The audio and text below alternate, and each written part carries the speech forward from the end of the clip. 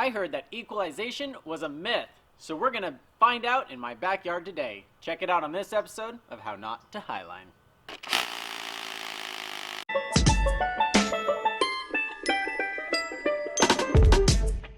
Hi, I'm Andy Lewis, and today on How Not to Highline, we are going to test, is equalization a myth?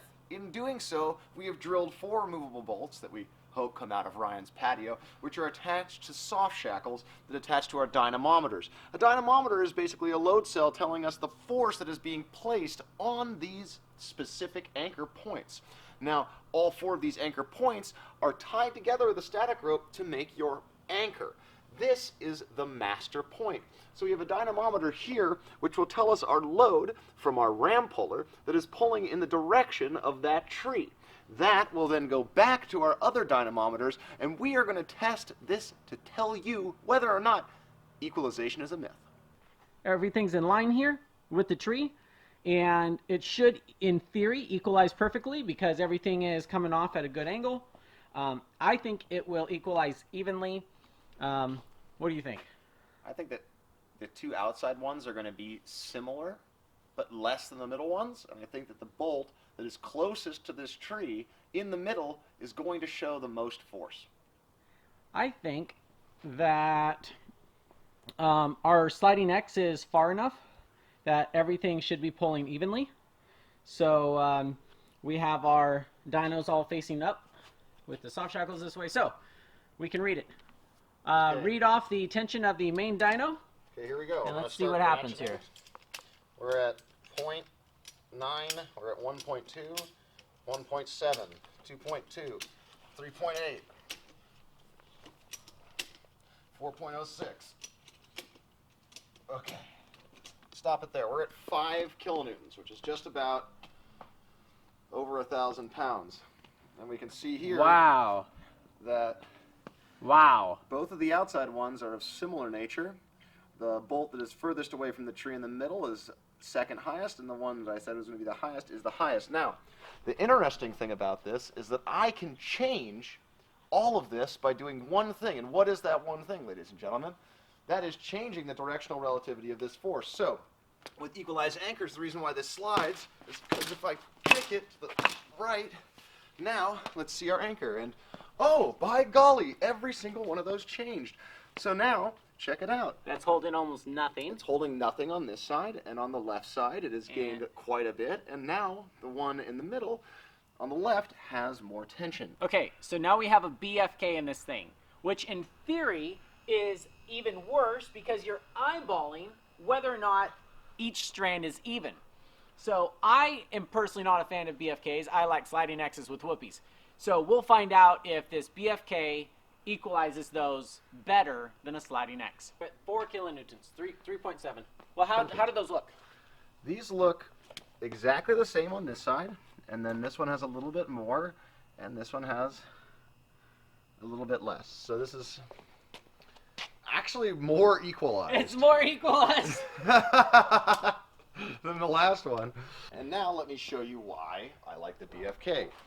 Let me try to switch those numbers. And now we've got nothing on this one. 2 on this one, 0.85, and nothing on this one. So, way to go! You really worked it. I proved myself that you can really change the way that your anchors work by just kicking it a little bit. So, if you guys ever thought equalization is something that you should care about, it is, because it's essentially non-existent, and this is why it can be dangerous. Right there. So what's more important than equalization? Redundancy.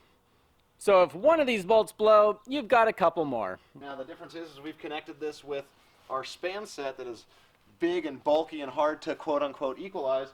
So we're going to see the difference between something that's easy to quote-unquote equalize and something that's hard to quote-unquote equalize. So let's tension her up. Click, click. We are at 7.5 kilonewtons. Jesus. On that tree. Yeah. Okay. So 0.42, 1.3, 3.9, 1.7. Wow. Wow. So my theory is that you can actually manipulate that You'd have to put slack in it in order to do it. But let's say we change the master point to, let's try to put all the force right here. I bet we can manipulate it because I don't see the span set able to slide and equalize. Where you have it when you tension is where it stays, in theory. So Andy just yanked and kicked his yank and kick method to equalize, and he was actually able to get these pretty close. This one's still not very high, it's only 0.64, but the rest are all relatively similar. So that was interesting. Now let's de-ratchet. So try to get all the pressure on this one leg. Okay, well, I just tighten that one there. Okay, so all of this is super loose, ridiculously loose, and this one's going to be tight first. Hopefully. I'm betting on that. Yep, this one's reading already 1 kilonewton on this, 0 on this. Oh, we're on 2 kilonewtons on this one. Because it has to have something to balance it out, right? It can't just be pulling on one. That wouldn't work.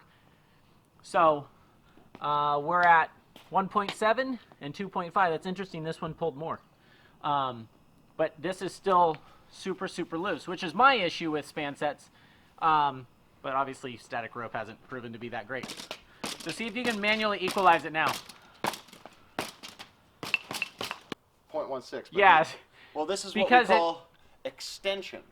So Yeah. now, part of the reason why when you tie a sliding X that is a bad thing is that, let's say one bolt blows.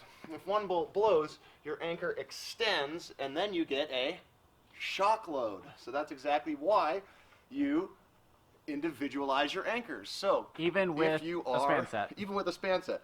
So even with this, the reason why there is no tension on the system now is because these had so much slack and the friction was caught right at the master point that when I kick this back and forth, the tension is actually slowly sliding and slipping through, and now these are all pretty much equal, Yeah, with they're fairly nothing on them. So now, without manipulating that further, ratchet some more. And see what we get. Okay, here we go. Yep, we've got 2 on this one already. 2 now on that. Nothing on this one, and half a kilonewton. So we're back to having everything on these 2. Exactly, but now let's kick it. And you adjust and pull each of these. Nothing. Nothing. There's still too much friction. too much friction. Span sets have a lot of friction. You can't really equalize them. Can't do a lot of stuff with all this junk going on inside of hard shackle here. So now in this test, what we're going to do is we're going to use climbing slings, which are made of Dyneema, so they're very low stretch. We're going to have them trying to be equalized only on 2 anchors. So this is going to try to limit our friction, which loses the equalization factor very quickly. So hopefully this system will promote a greater equalization of the shared load of these anchors. What's Master Dyno say? Master Dyno says we are at 3.8 kilonewtons. So, And we've got half, 1.3, 0.9, 0.9. okay. Well, that's better than the static rope was. That was. See if you can shuffle it that way. Oh yeah, we got more on the outsides now. Wow, we got more on the outside. Well,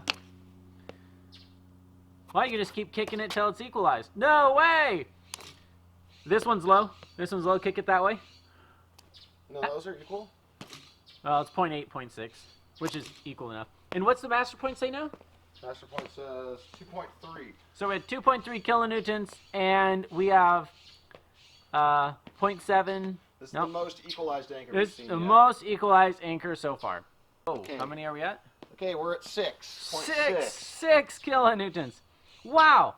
Wow, these are almost completely that's what equalized. perfect equalization is going to look like. It's never going to look like better than this. 1.5, 1.6, 1.6, 1.5. That, wow, that's an eye-opener. That is an eye-opener. And the reason why this is a more effective system is simply based on angles. So our angles here, you can see are sub 30 degrees on every single part of this.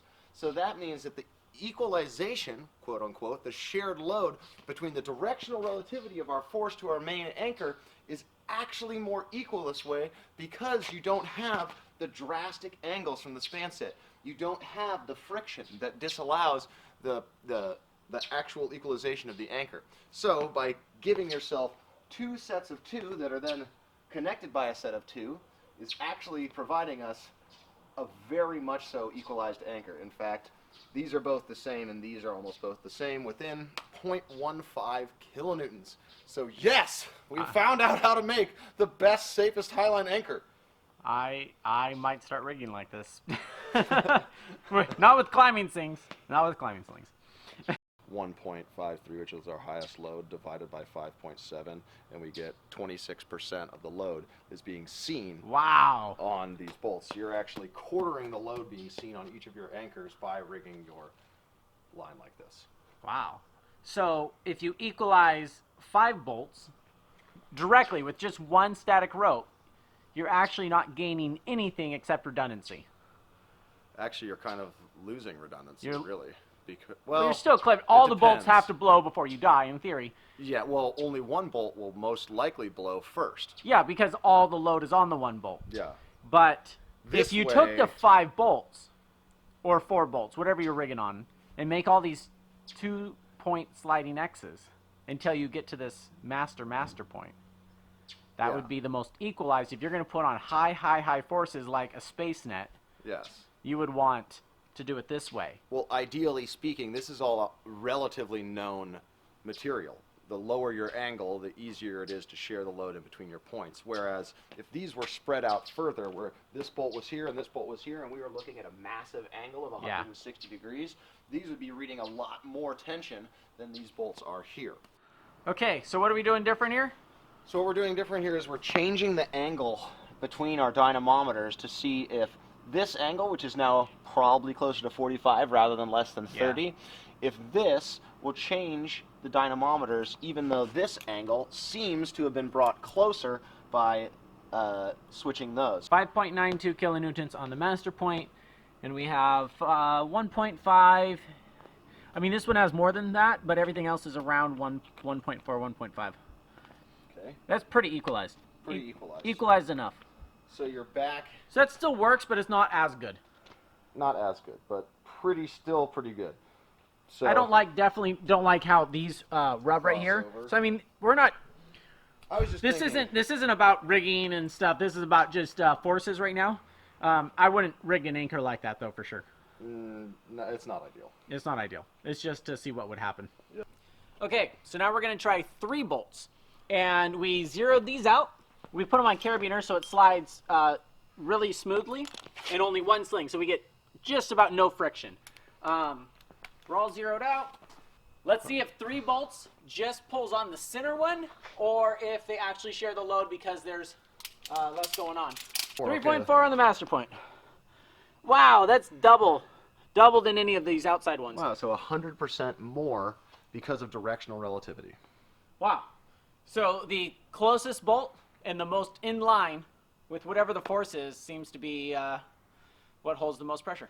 So now what I've done is I've tied a BFK, which in this system should put most of the pressure on the middle bolt.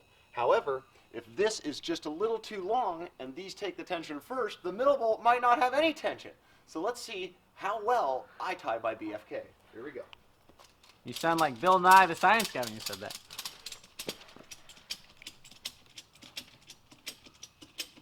Wow.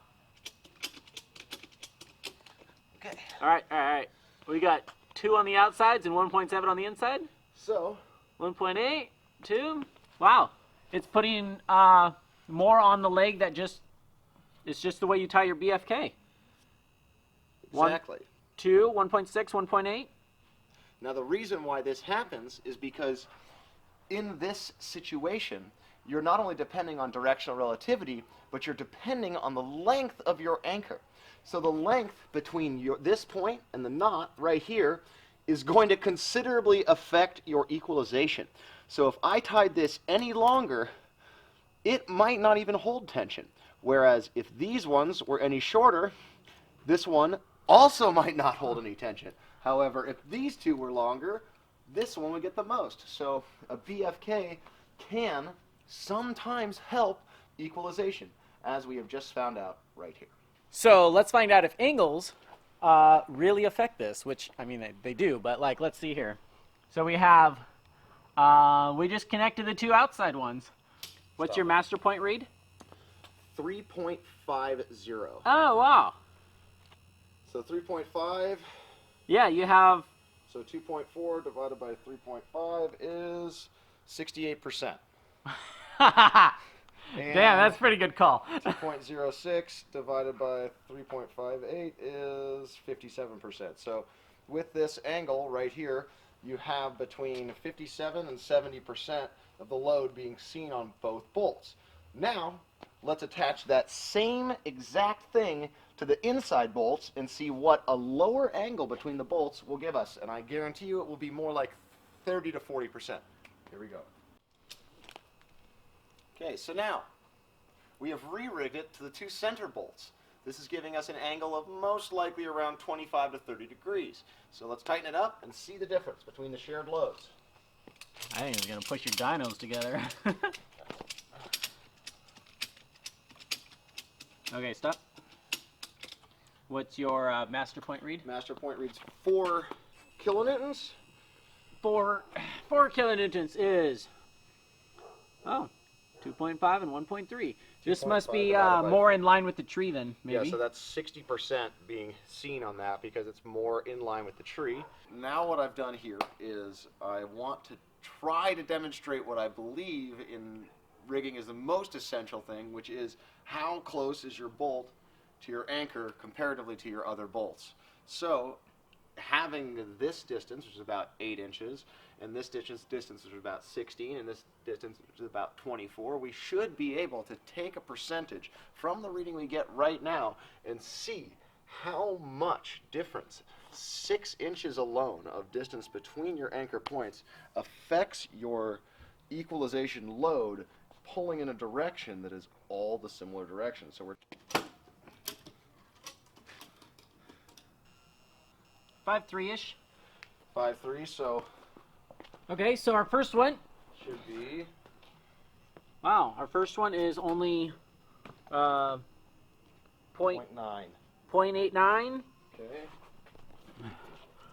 This one is 2.74, 1.35, and 0.25. Why is this one so much less? I think that one's so much less because it has this right here. So this has what I think is the most friction. So You think friction's causing those to be uneven? Because right now, I absolutely think that friction one is is the second one in line is holding what, like almost half of the load.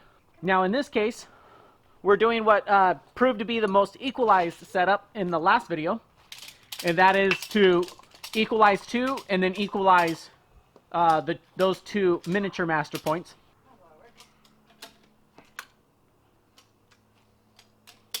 This is 5.5 now. We have 1.7, 1.58, and 0.95, and 1.2. So from 1.7 to 0.9 is our two extremes. I mean, the first and the last are off by quite a bit. Yeah. So what I think is going to happen here is we are now trying to equalize our points, but have the arms at dramatically noticeable differences. So now this arm goes to here, like that. So you did the last 2 yeah, so you can see the 3 equalized arms right and now. the first 2 1, equalized. 2, Yeah. 3, 4. Okay. I think that is going to give us the dramatic enough effect of having it be highest, second highest, third highest, fourth highest. Okay. Let's see what happens. We're at 6.8 right now. And we have 2.3, 1.6, 1.7, and 1. So out of this pair, the closest one holds the most, and out of this pair, the closest one holds the most. But these are higher than these because these have more distance. What's your take? I think so. I don't know. Those are the results. We're not quite sure what to think about it. Not quite sure. But we got high, medium, high, low. All right. What do we got? So we wanted to be able to predict how the tension goes here. So I made the shortest angle here simply to the first bolt. So now the first bolt will be seeing one part of the load. And I made sure of that because it has a distance of just these two reds. This is all that's being shared. So one part of the load, which is about 1.7, and this part of the load, which I'm guessing is about 1.2. So you equalize these back three dynos. Exactly. And what are you trying to do? Put the most force on the front one? So yeah, exactly. So now I know that by rigging like this, I can put the most on the front one for sure in this system because it's just one sling. It equalizes really well. There's no friction up here. So we got 3.3 and then 1.8, 0.7, 0.4, 0.3. You have accomplished it. So my takeaway from this is the bolt that is closest and most in line with the direction of pull is going to see the most force. You can manipulate that with BFKs or span sets with a lot of friction, but you're manually playing with a lot of that, and you're guessing. If you don't have dynos on all your bolts, I mean, you're just guessing. So I'm all about redundancy. I'd rather have 5 bolts in my system than 2, but just know, like, if you have 5 bolts, 1 or 2 is actually seeing the load. Just know that its equalization isn't happening unless you spend a lot of time on it and have ways of measuring it. But when you rig stuff that's really critical, like off of cams, knowing how to install a cam is important, but it's knowing how not to put all the force of a Highline on one single cam. And what you need to do is you need to take like climbing slings and do just sliding X's like this between 2 cams and have 8 cams. So that's 4 points of this, and then come off with 2 of those until you V out to a master point. And that's going to give you the most flexibility, and it needs to be able to move when the Highline moves, but you need to make it so it doesn't shock load, and so you need to add whoopies in there, but it needs to be able to move. Automatic equalization is a myth. You can get things pretty equalized. This is going to be your best bet. I don't like rigging Highlines with just climbing slings, and if you triple, quadruple these up, now you've added friction. You might as well use a static rope, and now you've lost your equalization. So make sure you have redundancy, and make sure each point of your anchor is bomber. Conclusion is that it is pretty much impossible to understand exactly what load is happening on which part of your anchors. However, there are some things you can do to make it kind of easier to understand where your tension is. You can feel your anchors. So feeling your anchors and looking at your anchors, you can see which ones are tighter and which ones are looser. But we found that if you do a 4-way anchor with 4 bolts and a rope, the friction in between the rope going around the master point makes it really hard to predict exactly which bolt is going to have the most tension and which one is not, because of the friction on the rope. So you can just pull it and modify it and make one or the other the bolt with the most tension, but that doesn't help us. We want them all to share the tension equally. So to do that, you use multiple slings with just 2 bolts, and the 2 bolts allows there to be less friction, more predictability on the loads in your bolts, and you can take 2s and have even amounts of bolts. So you can have 2, 4, 6 bolts. Each of those can be broken down into 2s, and that is the most predictable way to rig an anchor for a Highline. Perfect equalization is not possible. And automatic equalization, because you have a sliding X, is a myth. So, therefore, you shouldn't Highline.